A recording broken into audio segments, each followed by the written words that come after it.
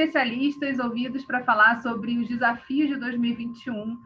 Hoje eu estou com o Fábio Stibel, que é da ITS, Instituto Tecnologia e Sociedade, um parceiro do fórum há bastante tempo. Eu queria saber de você, Fábio, que desafios a pandemia trouxe para o Rio de Janeiro e, na verdade, para o mundo, né? Nesse ano de 2020, aprofundando aí determinadas crises e coisas que a gente vai ter que enfrentar nos próximos anos. É um prazer, obrigado pelo convite. Eu acho que se a gente tivesse que sistematizar, a gente tem um desafio e oportunidade que vem junto, que é essa transformação digital.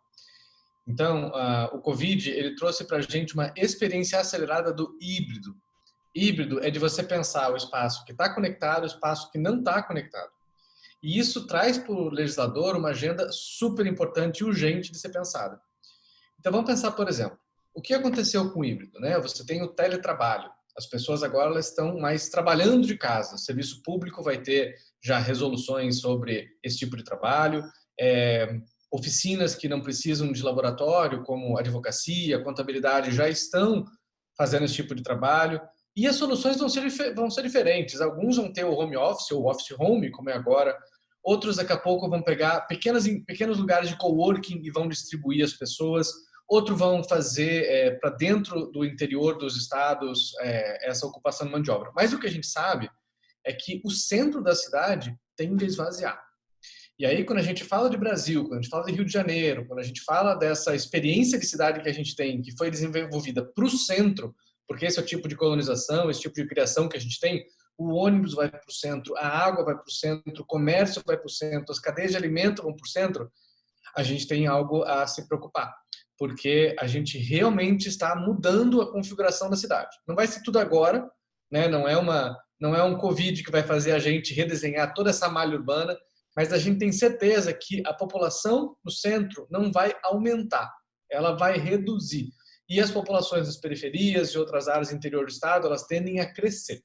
Isso a gente já vê pelo preço de aluguel de apartamento de 3 e 4 quartos, já é uma realidade.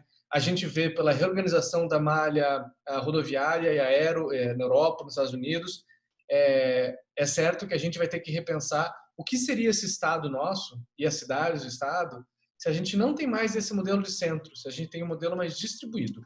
Dentro desses desafios, né, a gente está falando aí de mobilidade, de redesenhar perspectivas.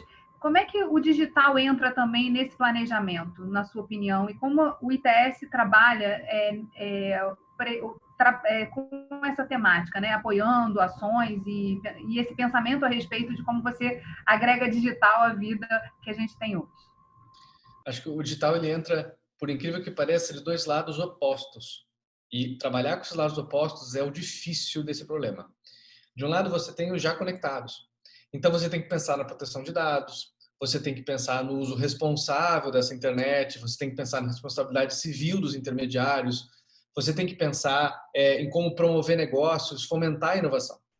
Do outro lado, você tem os desconectados. 30% do Brasil é desconectado. A situação no Rio de Janeiro não é tão ruim como é, por exemplo, em Roraima, mas nós temos um grande déficit de conectividade. E você tem ainda aqueles conectados que têm internet, mas não internet de qualidade ou na quantidade suficiente.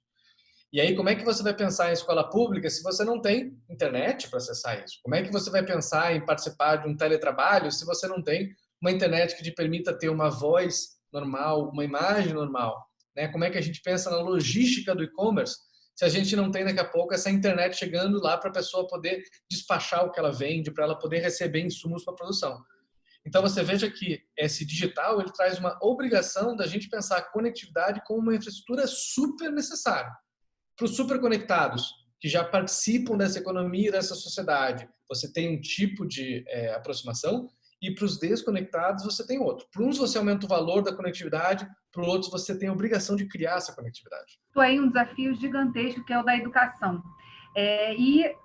Do perigo que a gente tem ao entrar nesse mundo digital, né, de cabeça, de criar uma exclusão e uma divisão e uma separação que assim se aprofunda por falta de acesso a essas tecnologias. Como atuar nesse momento? Quer dizer, qual deve ser o papel do governo, dos agentes públicos e da sociedade, né, nesse diálogo permanente, para que a gente possa acelerar, né, algumas paradas, interrupções que a gente teve aí por conta da pandemia? Quando a gente fala de conexão nas escolas, né, o ITS trabalha mais de 5 anos com esse tema, é um problema de prioridade. Quão prioritário é de conectar as escolas? E aí vale a pena dizer que mais da metade das escolas públicas estão desconectadas. E aquelas escolas que a gente chama de conectadas é a conectividade do diretor. Você tem um computador que manda o que é necessário para a administração pública, mas você não tem a experiência do aluno. Então, se você deveria conectar um lugar, tem que ser a escola. Pela experiência de ensino, pela relevância daquela escola na comunidade, pelo papel que o professor tem nesse aprendizado, né, de educação digital e outras coisas. Qual que é a realidade, o que o Covid mostrou? Saiu uma pesquisa do CETIC muito interessante, que mostrou que 29% das escolas, públicas, privadas, rurais, urbanas, 29% das escolas tinham uma plataforma de educação. Só menos de um terço. E aí começou o Covid e agora está todo mundo em casa. Então você vê o caos que é isso daí.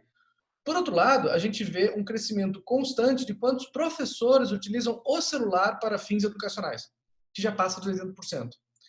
Então, você vê que o que falta é um planejamento estratégico para priorizar isso. A escola tem que ter internet, essa internet tem que ser distribuída interna, existem boas práticas para isso. Vários estados têm modelos diferentes, público-privado, público-privado, você tem diferentes soluções para isso. A governança dentro das escolas públicas é central para que essa conectividade ela tenha valor e a valorização do professor. Então, eu acho que nunca foi tão importante a gente pensar que nenhuma escola pública deveria não ter internet de qualidade para o ensino. Se isso era urgente em 2019, imagina em 2021. Fábio, eu queria que você falasse um pouquinho sobre o papel do ITS, né? Qual o foco de vocês de atuação e como é que vocês podem estabelecer parcerias com governos para impulsionar determinadas agendas como essa, por exemplo, da conectividade, da digitalização dos serviços, do olhar mais para o consumidor, né? O cidadão que vai utilizar aquele serviço. O ITS, Instituto de Tecnologia e Sociedade, né, um instituto de pesquisa independente. A gente fica a 3 metros do Marco Zero do Rio de Janeiro, é só atravessar a Rua da Lerge e nós estamos lá enquanto escritório. O que a gente tenta sempre pensar é as causas para serem seguidas, né? Qual que é a próxima causa que a gente deveria estar prestando atenção. Então, a gente faz o estudo de pesquisa, a gente produz conhecimento, mas a gente trabalha muito com as questões regulatórias e sempre voltado para o interesse público. Então, por exemplo, a área de direito, ela vai pensar muito no marcos regulatórios necessários para esse governo digital, né? Proteção de dados, conectividade nas escolas, por exemplo. A área de inovação, ela vai sempre pensar como é que a gente pode fomentar o uso de tecnologia pelo Estado.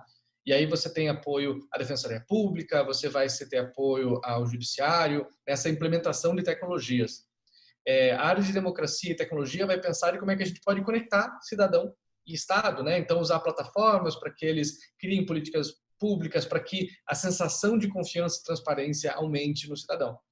E a área de mídias vai sempre pensar de como é que a gente pode criar um ambiente mais acolhedor, menos tóxico para o debate de políticas públicas. Nós somos absolutamente multissetoriais, nossas fontes de financiamento estão sempre no site, os trabalhos que a gente faz, e nós nascemos no Rio de Janeiro, estamos no Rio de Janeiro, a gente opera com o mundo todo, mas o Rio de Janeiro é, sem dúvida, um espaço de muito carinho, de muita atenção, não só porque estamos lá, mas porque é um estado de muita relevância para o Brasil. Fábio, muito obrigada por você ter participado desse desafio aí de falar sobre 2021 e as perspectivas.